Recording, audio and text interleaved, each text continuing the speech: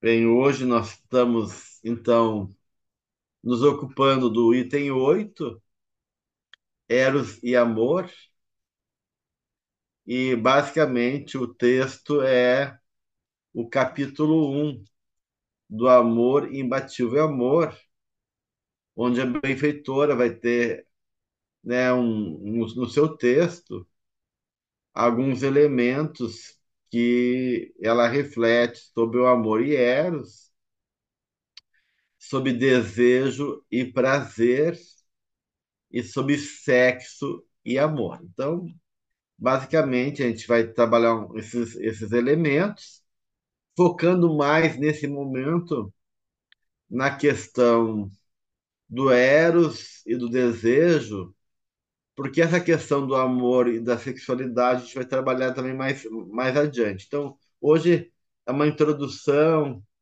ao processo que vai aos pouquinhos se abrindo ao longo dos demais itens também, tá? Que a gente vai ir trabalhando ao longo do curso.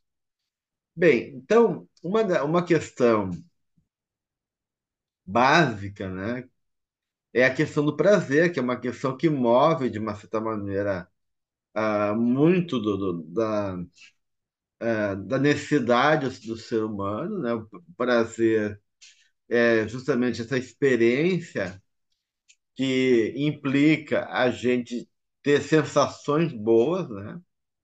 Então, a experiência do prazer, ela é de uma certa forma, algo que envolve o gozo, as sensações corporais que, de uma certa maneira, geram essa gratificação, uma satisfação, né? Então, o prazer sensorial é muito presente, né? Seja, né, uma comida, uma fruta gostosa, né? Ou mesmo sexo e outras sensações corporais que, que nos gratificam, né? Mas a questão do prazer, do ponto de vista espiritual, da proposta espírita, ela é muito mais geral, né, gente? Porque a ideia de ter experiências positivas e prazerosas, né, vai muito além do, do aspecto fisiológico que as sensações nos colocam. Então, a gente começa esse caminho do prazer pelas sensações físicas, mas é da natureza da alma, né? É do movimento do espírito, e expandindo isso para muito além, né? Então, o prazer acaba se constituindo como um caminho que é possibilitado a partir de outras experiências. Por exemplo, né? A experiência de fazer um esporte, né? Que é prazerosa para muita gente, ou a experiência prazerosa de uma viagem, ou de ver um pôr do sol, ou o prazer de uma atividade intelectual para quem gosta, né, de estudar, de ler. Então, o prazer ele vai se caracterizando como uma série de experiências que tem justamente esse caráter de nos gratificar, gerar uma sensação agradável, né? Que, por outro lado, então, se contrasta, se opõe à ideia de dor, de sensações desagradáveis, né? Que são movimentos que se opõem ao prazer. Então, tem o prazer e o desprazer, né? Esse desprazer está associado, então, a tudo aquilo que, de uma certa maneira, na sua maioria das vezes, com exceções, né, geram dor, sofrimento ou faz a pessoa se sentir de uma certa maneira mal ou algum tipo de incômodo, né, seja físico ou emocional. Bem, mas então a gente está vendo, a partir dessas ideias, né, que o prazer ele acaba sendo associado a vários aspectos da nossa vida, vários temas práticos são associados ao prazer, sustentados então, por concepções internas nossas. Então, a gente pode pensar no prazer associado com valor, o prazer associado com desejo, o prazer associado a partir de uma motivação e o prazer associado a uma ação correta. Então, todos esses elementos que eu citei para vocês, valor, desejo, motivação e ação, podem, né, provocar, né, gerar prazer, né? Então, a partir disso, há um consenso, né, geral, né, de que o prazer é algo muito valioso para todos nós, né? Só que, então, o problema não é o prazer em si, mas a forma de viver e o que sustenta esse prazer. É, se a gente for pegar a concepção hedonista, né, eles vão sustentar que o prazer é a única forma, de valor intrínseco, né? Então, o hedonismo, e ele também se faz no campo psicológico, cria a tese de que todas as nossas ações visam aumentar o prazer e evitar a dor. Então, é uma proposta filosófica e psicológica que o sentido da vida se resume no prazer. E aí a gente tem, na concepção freudiana, o princípio do prazer, né? E Freud vai dar uma importância muito grande ao princípio do prazer. Ele vai vincular o prazer à motivação e ação, ou seja, né? É, toda a nossa ação e motivação na vida, para Freud, está muito associada à busca do prazer e à tentativa de evitar a dor. É, então, essa é uma visão própria, né, do hedonismo. Já, de uma certa maneira, por exemplo, a corrente utilitarista, né, clássica, vai conectar o prazer a uma ação, uma ação, né? Ou seja, para eles, que há uma certa, de uma certa maneira, relação ética, digamos assim, entre o prazer e a ação. Então, ele diz que tudo que gera uma ação correta vai que essa vai depender, né, vai estar implicado, digamos assim, ao prazer que ela produz, né? Então, há essa então, para eles, tu busca um, uma ação que pode gerar realmente prazer, né? Então, claro, a gente tem uma cultura que é hedonista, na sociedade materialista ela é hedonista, né? E realmente tem direcionado o objetivo da vida, exclusivamente para o culto do prazer, né? Em especial, infelizmente, aquele que se dá pelo menor esforço, e a Joana Diante vai colocar, né, né, ela faz uma crítica, então, à sociedade hedonista, que fica acomodada de maneira infantil, como um bebê, que quer se gratificar sem esforço. E ela vai, então, mostrar, né, que ninguém pode manter a harmonia consigo mesmo sem essa autorrealização que se dá pelas metas superiores que estimulam a emoção positiva e a própria vitalidade, né? Então, de uma certa forma, ela vai mostrando que o prazer sensório, hedonista e fechado nele mesmo pode satisfazer os sentidos e dar uma sensação transitória, né?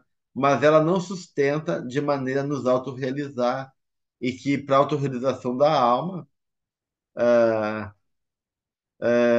são necessários e também vão gerar o prazer. Então, ela fala de um prazer estético, de um prazer ético e de um prazer espiritual, ou seja, o prazer da beleza, o prazer da ética, né, de viver em sintonia com os valores espirituais, e o prazer espiritual que justamente nos comunga nessa troca, né, nessa busca de comunhão e de realidade e objetivo que a consciência espiritual nos traz e que nos abre enquanto experiências e possibilidades novas para a nossa vida. Então, tudo isso tem a ver com a questão do prazer, tá, gente?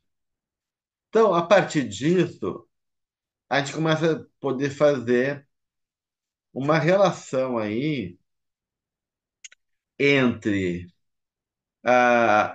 essas duas ideias, o prazer e o desejo.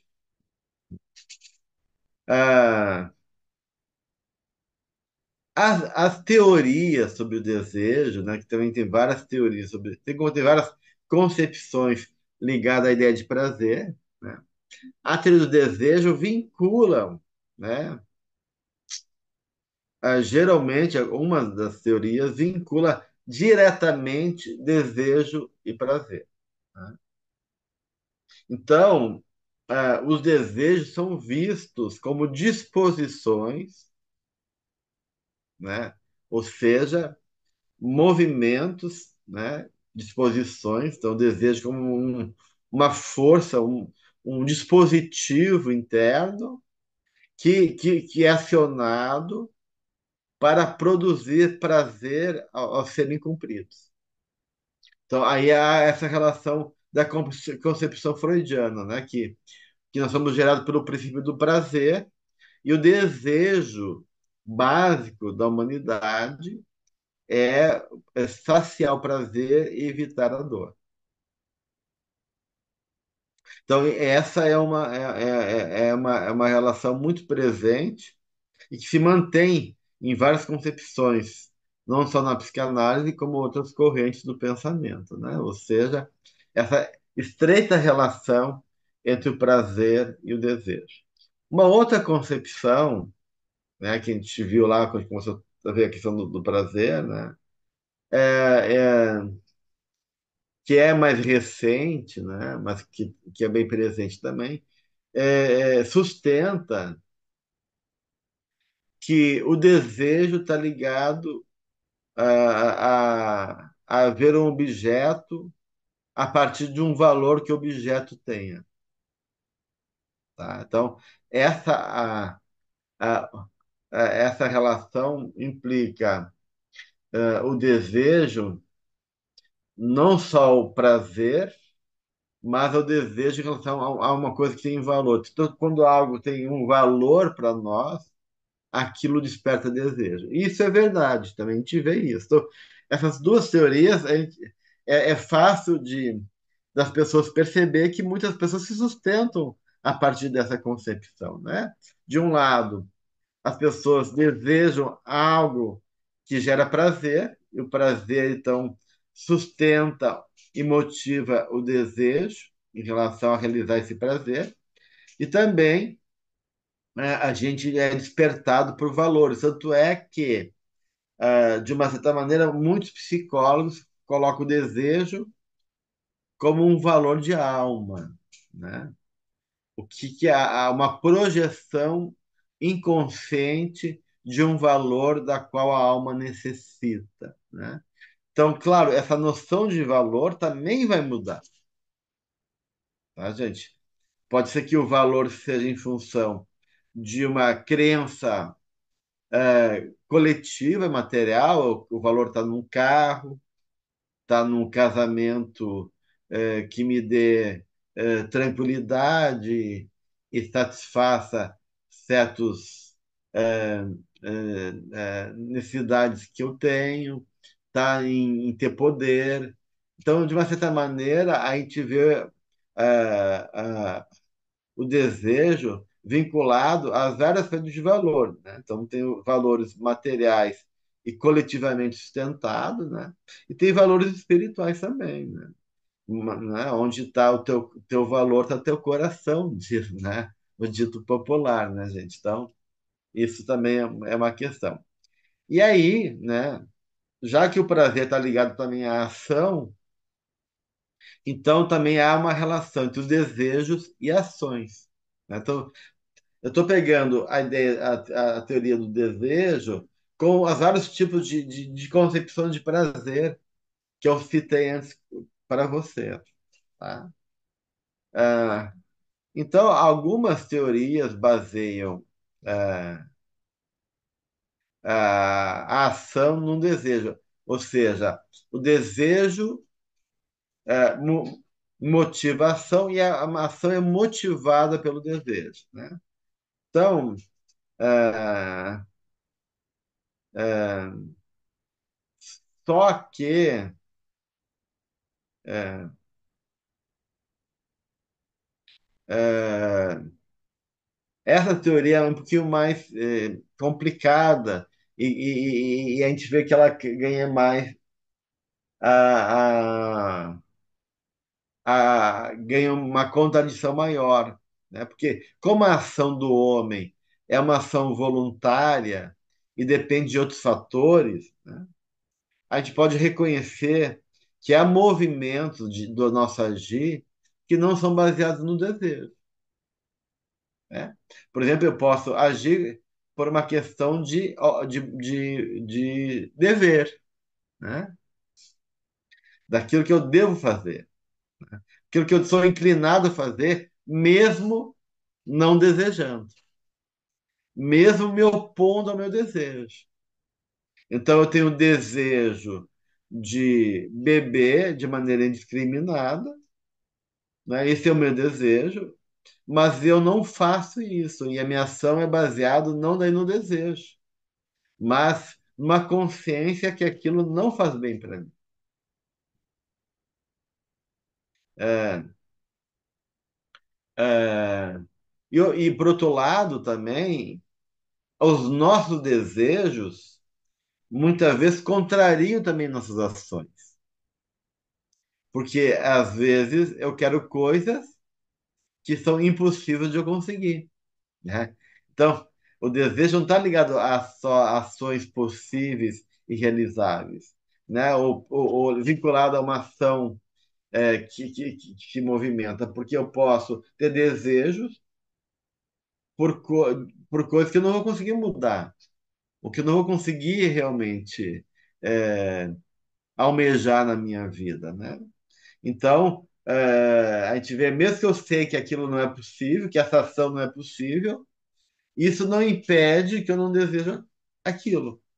Então, por isso que essa relação entre ação e desejo é mais contraditória. Sim, Silvia. É, obrigada. É justamente esse ponto que eu queria fazer, que você está dizendo daquela tradição. Ah, porque aquilo que você falou significa que nós temos controle dos nossos desejos, é uma coisa que a gente pode controlar e mudar, e ou é uma. Quando que isso por exemplo, um desejo se torna quase que tão poderoso que nos controla? Uhum. Does it make sense? Ok. Essa resposta, essa pergunta, ela implica em todos os conteúdos que a gente vai ter do nosso encontro hoje. Porque daí a gente tem que também trabalhar a questão da diferença entre o desejo enquanto impulso e o querer enquanto ação consciente, tá? E é uma grande diferença, né? É, que é justamente a diferença entre, como a gente pode falar, entre o desejo e o prazer, e a diferença entre o querer e o desejar, tá? Então, assim, Silvia, vamos deixar pendente essas duas questões. Qual é a diferença entre o desejo e o prazer? E a diferença entre o desejo e o querer? para a gente poder responder a tua pergunta. Então, a gente vai avançando e a gente retoma a Tá sua ok. pergunta, tá bom? Tá ok, muito obrigada. Desculpe, Tá. ficar jumping the gun. Não, acho ótima a tua pergunta, porque essa provocação é fundamental. Só que vamos construindo a resposta, tá? Eu sou li. Doutor Gelson, eu não sei se a pergunta é parecida, mas eu pensei assim, então, como você falou lá em cima, né? E então, basear a ação no desejo, né? Nessa teoria, desejo, basear a ação no desejo. Então, a minha pergunta é: então o desejo pode ser controlado, desculpe, pelo crescimento moral, o conhecimento, nós adquirimos o conhecimento e daí não tem desculpas, né? Então, Na verdade, sim, ó, não é que o desejo pode ser controlado, né? acho que não é Pela isso. É. consciência e pelos valores espirituais que a gente vai conquistando. Sim, são duas coisas aí que depois a gente pode aprofundar. O desejo, ele é suplantado pelos valores, né? Então a gente pode controlar, mas também o próprio desejo muda, né? Na medida que a gente muda os nossos valores espirituais. Ah, antes eu gostava de festa, eu gostava de me empiricar, antes eu gostava de... Hoje eu não tenho mais, não, isso não me apetece mais. O nosso desejo vai mudando também, né? Naturalmente, na medida que a gente vai construindo uma nova ordem que sustenta a nossa vida. Então, uma coisa é o desejo, né? Da qual a sua característica marcante é que seja prazerosa. Então, são teorias baseadas no prazer que utilizam essa característica como parte da definição de desejo, né? Então, a gente está vendo assim, que algumas teorias juntam uma coisa com a outra, né? Mas não quer dizer que essa teoria esteja certa. Então, ah, há para essas teorias uma relação causal entre desejo e prazer. Então, a situação do desejo é vista como causa do prazer resultante. Mas, de uma certa maneira, isso só é possível se causa e efeito são coisas distintas, não se são idênticas, tá? É, até porque há desejos maus e enganosos, cuja realização não traz prazer, que, poder, que pareciam prometer. Então, vocês vejam assim, ó, que na prática isso não se sustenta. Eu desejo algo, e aí quando eu vou viver aquele desejo, eu vi que o gosto não é bom, que o gosto é amargo, e que em vez de aquilo me dar alegria, prazer e satisfação, aquilo gera dor, sofrimento, mal-estar, incômodo, eu me arrependi, né? Então, a gente vê assim, que realmente não está associado o desejo ao prazer, né? Tanto é que tem gente que tem prazer na dor, por exemplo, também, né? Uma pessoa sadomasoquista, né? Tem desejos por sentir dor e tem prazer na dor, né? Então, a gente vê que no ponto de vista psicológico, os processos são muito mais complexos do ponto de vista, né? Então, então a gente está vendo assim que essas teorias que ficam têm uma relação muito reducionista, né? Seja essas baseadas no desejo ligado ao prazer, né? Seja vão mostrando que existem outros fatores, como a gente falou aqui, né? A questão das teorias baseadas no valor e nas ações. Então, a gente tem as teorias hedonistas, as teorias sustentadas no valor e as teorias baseadas na ação, né? Então, para a psicologia já comportamental, diferente da psicanálise, né, onde o desejo está associado ao prazer, trabalha com uma concepção cognitiva, como o desejo como uma crença. Eu acreditei que aquilo gerava prazer, então tem um desejo por uma crença daquilo que eu construí na minha mente, né, uma concepção cognitiva. Então, o desejo é a crença que algo é bom, é um tipo de crença. Então, a criança diz, né, os pais vão dizer, olha, é bom fazer tal coisa. Então, eu quero fazer tal coisa porque eu acredito no meu pai, tenho um afeto por ele. Então, meu desejo está preso na crença que eu construí de que aquilo é algo bom. Então, é uma visão mais cognitiva ligada ao desejo do que a visão hedonista ou psicanalista, que o desejo está ligado mais ao prazer. Então, isso vai mudando, né? Então, mas de uma certa maneira, né, há essa relação do desejo como um sentimento de apetência, né? Se a gente for buscar assim, as coisas mais básicas do desejo, a gente pode dizer que o desejo é um impulso, é um apetite, né? E esse apetite aí que eu falo para você, essa apetência, ela pode variar também, né? Então, ou seja, para a psicanálise e para a visão cognitiva, esse desejo, seja cognitivo, seja o impulso social do prazer, é resultado da reativação da memória de uma satisfação experimentada quando bebê, quando pequeno. Então, eu associei aquela experiência na memória afetiva a algo que me satisfez. Então, eu quero repetir, eu quero sentir de novo, né? Então, de uma certa maneira, segundo essa visão, o desejo ele é secundário. Primeiro, tu tem a experiência de satisfação dessa teoria, porque ela é materialista, né?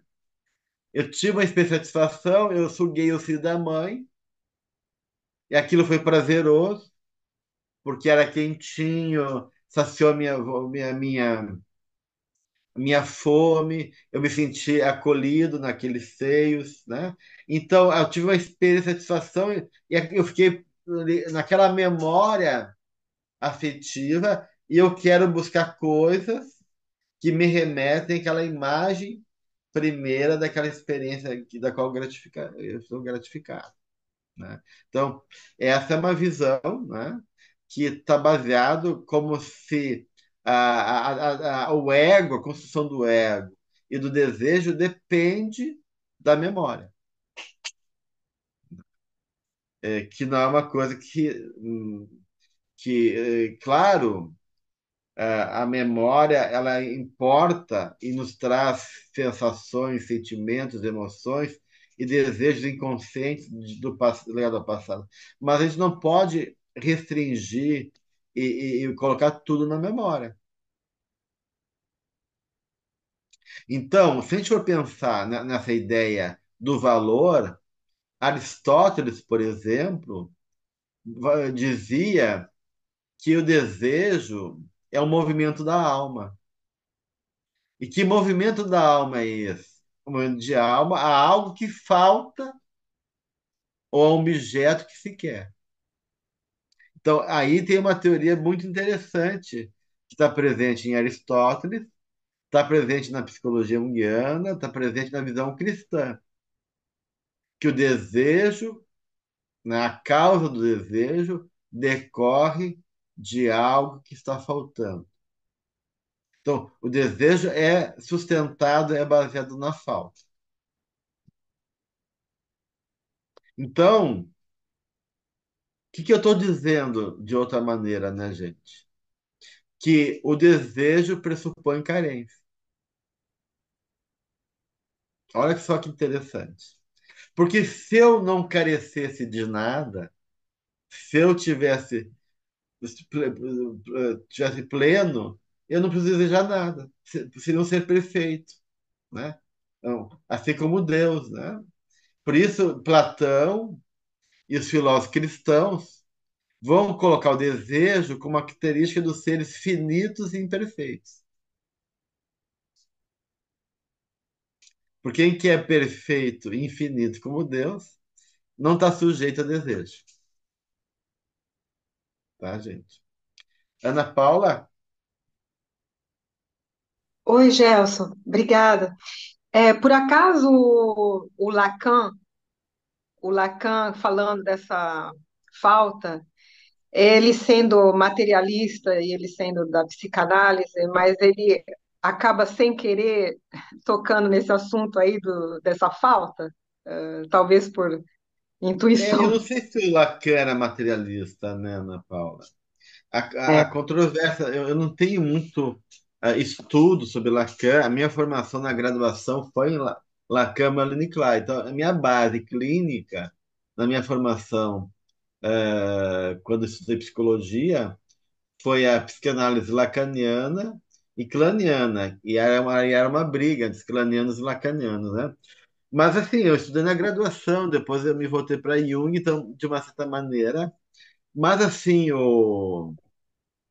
ah, alguns autores, né, dizem que, de uma certa maneira, existe uma base também católica no pensamento de Lacan, né? Eu não saberia te dizer isso, né? Porque eu não tenho conhecimento da vida do Lacan, da história dele, né, da biografia dele para afirmar isso, né? Mas alguns autores referem a isso, mas aí eu teria que pesquisar para poder, né? Então eu não sei se a teoria lacaniana é vista e entendida a partir de uma leitura materialista ou se ele era realmente materialista e a teoria dele é baseada, né? Mas de uma certa maneira, na medida.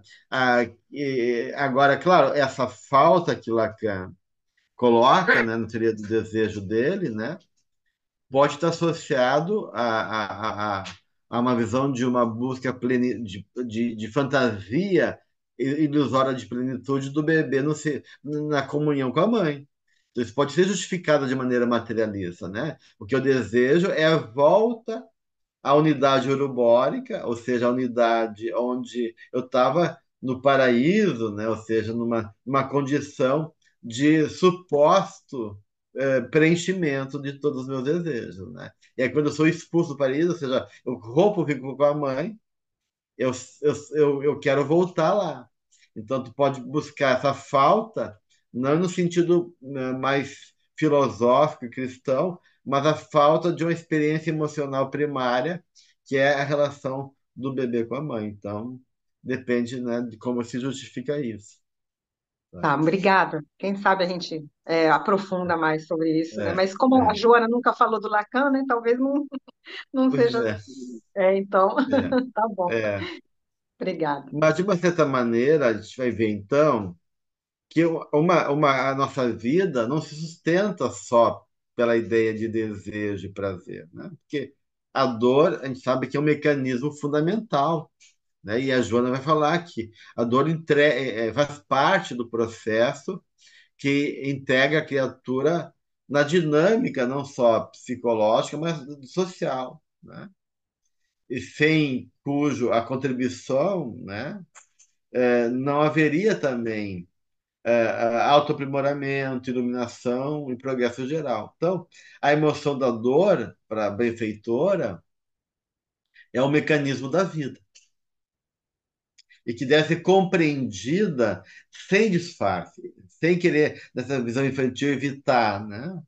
Evitar a dor, fugir da dor, como se o prazer e o desejo então fosse uma forma de se opor à dor, né? Porque é, a gente sabe do ponto de vista espiritual, né?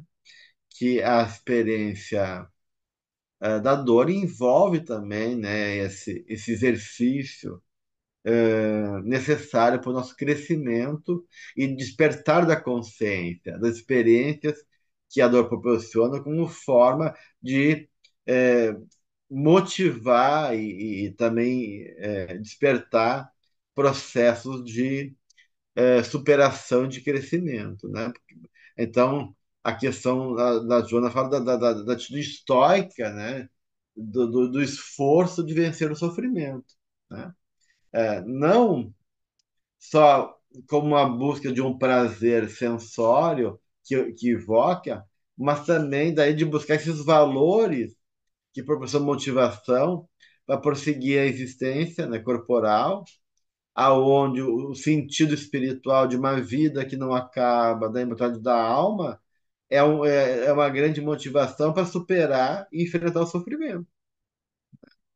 Ou seja, os objetivos de uma vida que estão além da materialidade acabam sendo um recurso de aproveitar de uma certa maneira e encontrar no sofrimento algo valioso também do ponto de vista da experiência humana, né? Ou de lutar com ele, de assumir, né? E não de fugir do sofrimento, mas de assumir o trabalho de enfrentar, né? Aquilo que impõe dor e limitações. Então, a gente chega à questão lá primeira, que eu comecei tentando responder para a Silvia, qual é a diferença entre querer e desejar? Eu solito quer colocar alguma coisa antes? Uma coisinha, porque tudo isso que você está falando, Doc, para mim são pessoas mais do que normais. Eu estou pensando naquelas pessoas que são muito neuróticas, com muita neurose, aquelas que são muito histéricas, ou então muito imatura. Nossa Senhora, como é que elas vão enfrentar todos esses conceitos e conseguir compreender o desejo sem se sei lá, embananar toda? É, Não, na verdade, isso é um aprendizado, né? Isso que a benfeitora está nos trazendo, essas ideias para a gente, são processos para a gente poder ter clareza melhor da realidade interna e da dinâmica do espírito para a gente poder, aos pouquinhos, ir encontrando novos caminhos. Então, não é uma coisa mágica. Isso vale para todos nós mesmo, não só para os neuróticos de carteirinha, mas, né, comprometidos com a sua neurose, mas a todos nós também. Porque quem é que não tem um impulso infantil dentro da gente? Né? E movido, né? Quem é que não que está no café e diz assim, só mais uma bolachinha, né? Eu não preciso comer mais, mas mais uma bolachinha. Então, a gente se depara a todo momento por isso. E as nossas realidades inconscientes que foram privadas de acolhimento e compreensão, muitas vezes elas voltam buscando satisfação como desejo, né? Como eu falei para vocês, o desejo está ligado à carência. Então, tudo que é negligenciado em nós, tudo que não deu espaço para ser reconhecido e vivido, acaba muitas vezes agindo de maneira compulsiva. Vamos pegar um cachorro que fica muito tempo amarrado, né? Ele vê todo mundo passando, está amarrado, o bichinho não consegue sair. Se ele, mas, o que acontece quando ele escapa? Ele enlouquece, gente. Ele fica correndo para lá e para cá. Não sabe nem o que fazer, né? Então, nós também, de uma certa maneira, eh, temos movimentos de alma que são motivados em repressões. Então, o desejo também está ligado em anseios não realizados que querem ir para a luz, mas como a gente não sabe trabalhar eles vêm nesse movimento como um impulso cego. Mas por trás desse impulso cego tem um sentido que tem que ser compreendido ali e assimilado, né? Então tudo isso tem uma coisa importante. Gil, quer colocar alguma coisa? Sim, boa noite a todos. Boa tarde a você. É interessante o que a Elsa lhe traz, porque já estava trabalhando aqui na minha cabeça, né? Eu até auto-questionei, existiria o prazer e o desejo positivo, negativo? Bom, por exemplo, tem pessoas que desejam matar o outro, é triste, né? Tem pessoas que têm, como você trouxe, o sadomasoquismo. O mecanismo seria o mesmo, né? a energia que proporciona a realização, que eu não sei se estaria essa energia sexual aí, que é a energia que cria, estaria interligada, seria similar, né? O resultado é diferente, né? Porque também envolve a vontade, né? Eu tenho o desejo de chupar um sorvete de chocolate, o desejo. Se eu não tiver vontade de ir em busca dessa realização, não haverá, né? Então, Seria. vamos entender uma coisa assim, né, gente? A gente viu-se que o desejo tem a ver com carência, tá? E, ao mesmo tempo, né, esse processo começa, né, o Condillac é um autor, né, ele, de 1754, um autor antigo, né, que vai trazer a ideia que o homem vai se constituindo a partir da noção de prazer e desprazer. Tá? Tem um livro chamado Tratado das Sensações. Ele vai dizendo que a construção sensorial do pensamento e das faculdades, né, é, vão sendo construídas a partir do campo sensório, onde o prazer e desprazer é um elemento determinante. Então, claro que do ponto de vista espiritual, né, o espírito, né, no primeiro momento, quando ele ainda está ainda muito arraigado às sensações ainda fisiológicas, não despertou a consciência, né? Ele vai de uma certa maneira, tá vinculado. As primeiras sensações da alma são realmente sensações fisiológicas, né? Então, a caminhada da cultura e da soca do espírito parte de uma sensação que foi transformada. Então, as coisas tiveram origem na parte das sensações corporais, né? Então, só que tem pessoas que ainda estão presas a essas concepções mais sensoriais e tem pessoas que já conseguiram suplantar isso e estão numa condição mais elevada de entendimento, de sintonia, aonde o desejo e o prazer, né, se associa a elementos outros que não mais aquele que foi o berço da nossa consciência, que são as sensações físicas. Por isso que é difícil ir se libertando disso. E a gente tem esse atavismo, né? A alma, quando ela encontra perdida, ela busca referência no que ela já sabe. E ela tem um movimento regressivo. Ela tende a regredir, ou a alma regride, ou ela supera, né? Então, são os dois embates da vida. Ou eu regrido e busco uma proteção, uma referência que eu já sei, ou dou um salto de fé e avanço e supero. E nós, a tendência da gente é querer voltar lá muitas vezes, né? Então, isso nos faz ficar preso e condicionado, né? A esse passado e está preso a essas sensações que por muito tempo nos gratificaram e deram sentido à nossa vida, né? E aí tem essa questão que o Santiago colocou aqui, né? Quando ele pergunta se o desejo pode criar ilusão de permanência. Sim, então esse desejo, né, e o prazer pode dar a sensação de unidade e de completude que a alma anseia. Mas não é essa unidade de plenitude que a gente anseia que é transitória. A gente anseia por estar em comunhão com Deus, com a plenitude do Espírito.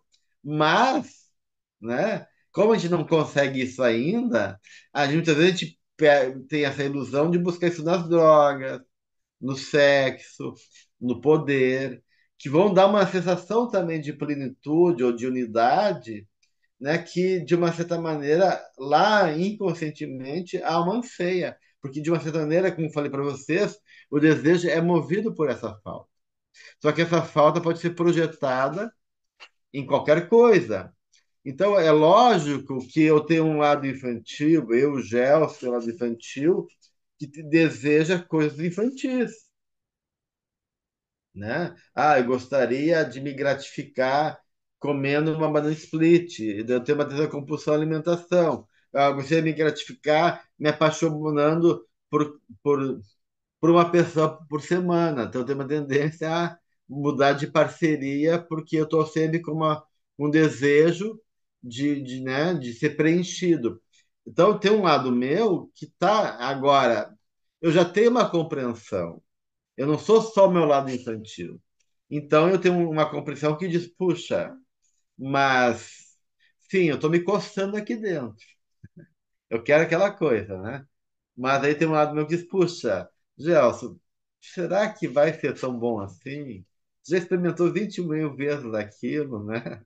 Não chega, adiantou, te fez bem realmente. Aí tem uma lado de mim que diz, olha, será que não tem coisas mais importantes e melhores? Daí começa a ter um conflito interno inteligente, né? Que é natural, entre os desejos mais regressivos e infantis e os desejos nobres da alma, né? E aí que entra o movimento entre a diferença do desejo e o querer, né? Mas antes de entrar nesse ponto, vê se a Maria quer colocar alguma coisa. Oi, então eu queria perguntar, talvez você esteja nessa resposta que você vai dar do desejo, do querer, supondo uma situação em que a pessoa, por exemplo, ela se propôs a um voluntariado. Ela não tem, ela se propôs, mas ela não tem vontade de ir, não tem o desejo de ir. Quando ela está envolvida, ela não tem o prazer, mas ao final disso ela tem a gratificação, ela se sente gratificada quando a tarefa é concluída. Isso Uhum. está envolvido, então, como é que fica o desejo, o prazer nessa situação? E aí ela supriu a carência, de certa forma, e que carência que foi essa que foi gratificada ao final dessa conclusão? Sim, sim, ela encontrou outros caminhos de gratificação da alma que ela não reconhece, mas que já existe dentro dela, que todos nós queremos, né, Maria? No fundo, o desejo central, o desejo central de toda a alma, cada espírito tem um desejo central, né, que motiva a sua vida. Mas o desejo do desejo, o desejo mais central é ser amado, né? E só que, claro, quando eu falo de ser amado, isso dá mil possibilidades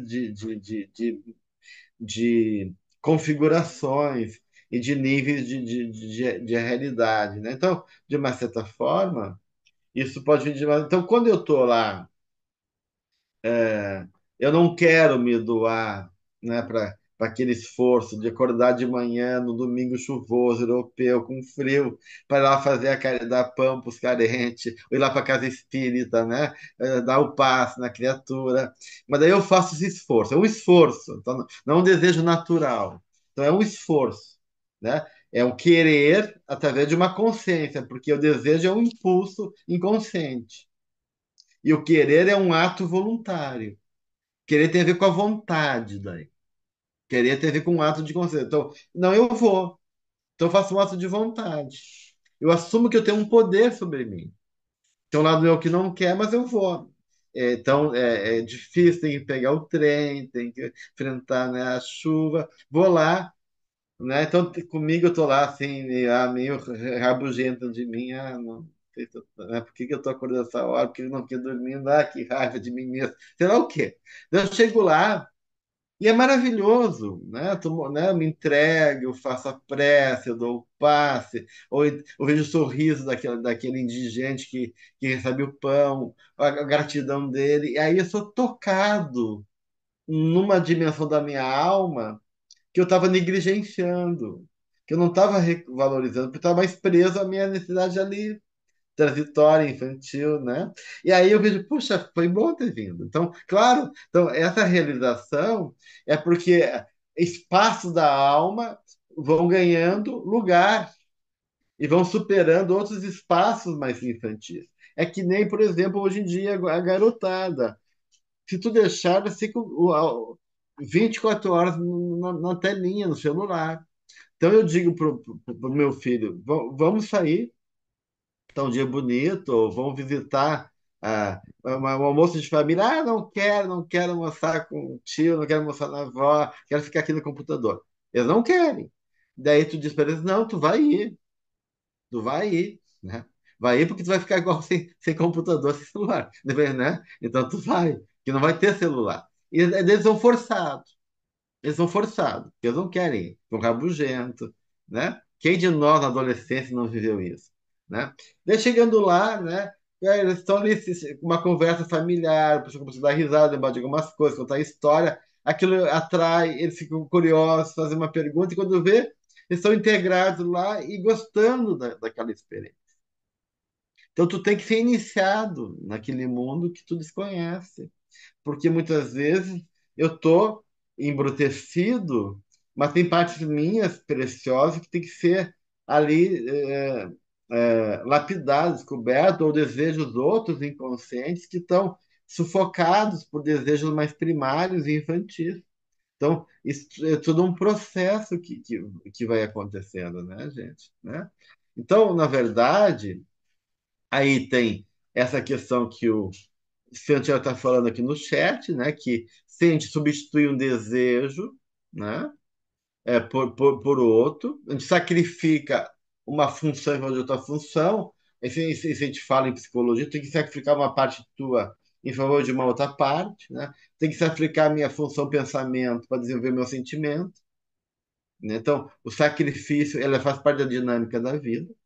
Então, eu sacrifico um desejo em favor de algo maior.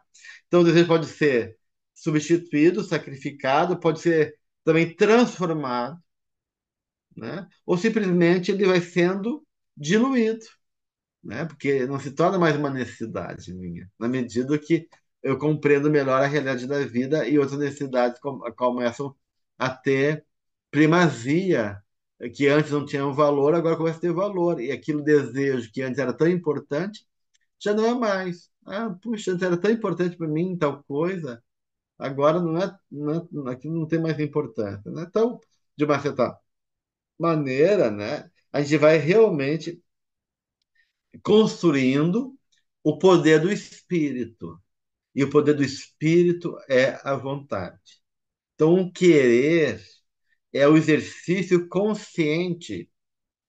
Só que esse querer, ele pode estar preso ainda no desejo, e o meu querer está identificado com o desejo. Não, eu quero aquela droga, eu quero fazer aquele crime, eu quero. Então, porque eu estou identificado com aquele impulso mais negativo. Então, a minha natureza, meu caráter espiritual ainda é um caráter muito primário, né?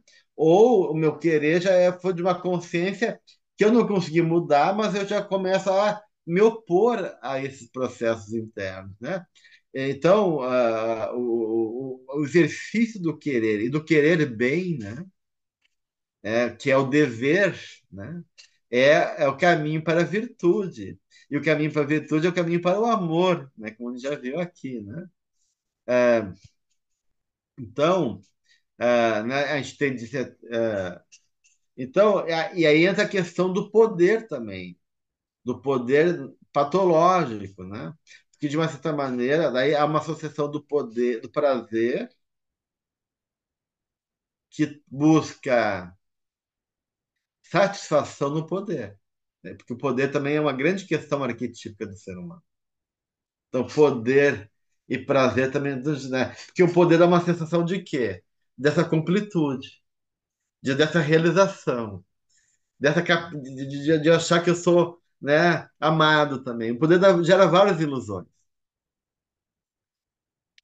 Então, a gente acaba transferindo a fantasia do poder, e não é o poder do querer, enquanto um poder do espírito verdadeiro, mas o poder que muitas vezes é um delírio que pode muitas vezes me sacrificar muitas coisas na minha vida.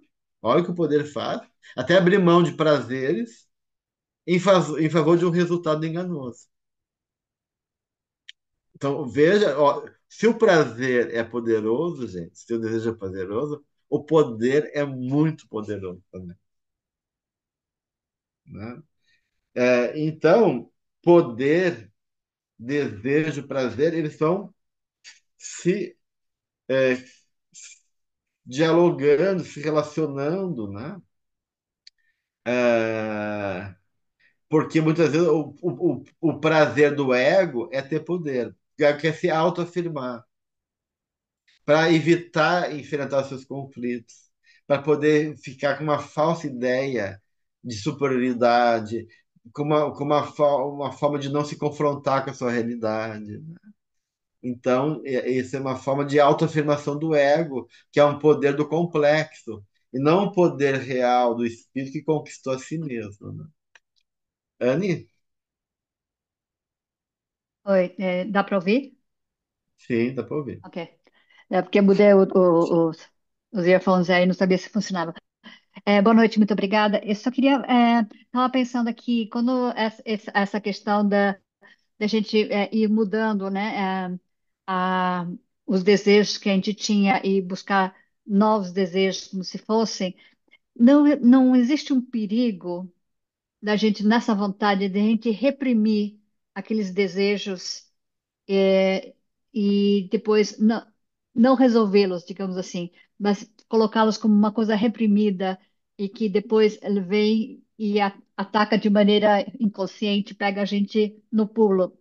Porque você, Aham. não, É, agora eu não faço mais isso, né? Agora eu não é. desejo mais, mas não é verdade. Eu estou falando, mas dentro de mim eu É que ainda assim, tenho Anne, há esse uma desejo. diferença entre repressão e sacrifício. Ok. A repressão é uma negação da tua necessidade. E aí, Uhum. muitas vezes, tanto é que o próprio poder enlouquecido, né, leva a pessoa a submeter os demais, né, à sua vontade. E muitas vezes, né, nesse poder, até o caça também, até o prazer, outros prazeres da vida. E aí, realmente, né, de uma certa maneira, isso pode gerar angústia, processos internos por reprimir. Mas a repressão geralmente é um mecanismo inconsciente. Quando tu sacrifica, não é uma repressão, é um trabalho de escolhas, porque eu não posso ter tudo na vida, né? Eu não posso, digamos assim, eu tenho vinte reais, 20 euros, né? 20 libras. O que que eu faço?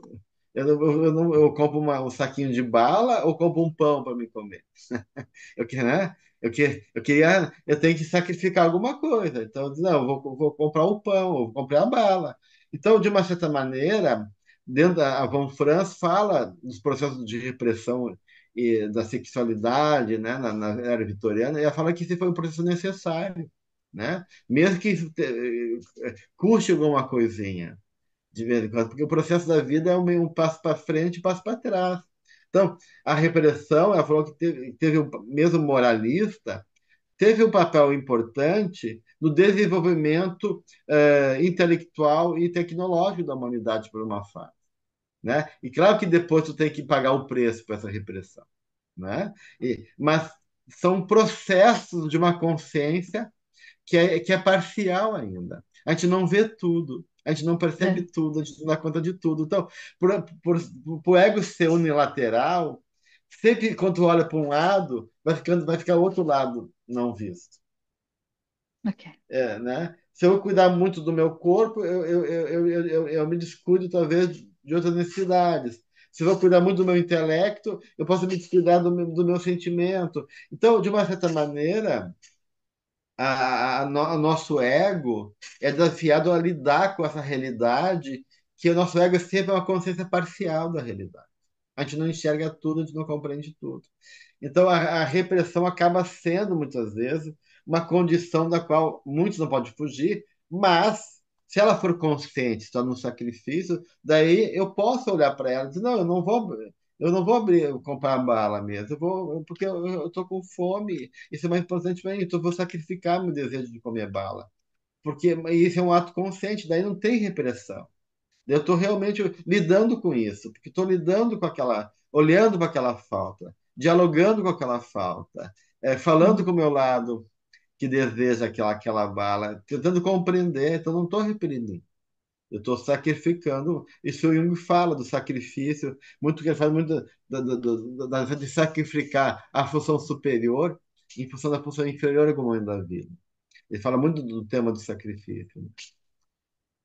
Então é Obrigada. Esse isso, foi. gente. É, Nosso tempo já esgotou, né? Passou rápido, né?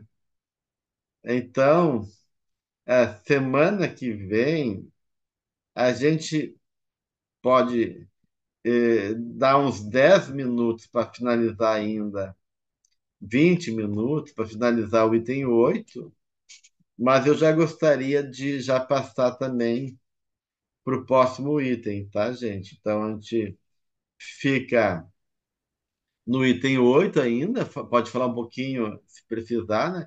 E já entra a questão, já um pouquinho das forças femininas e masculinas do espírito, tá? Tá bom? Tá.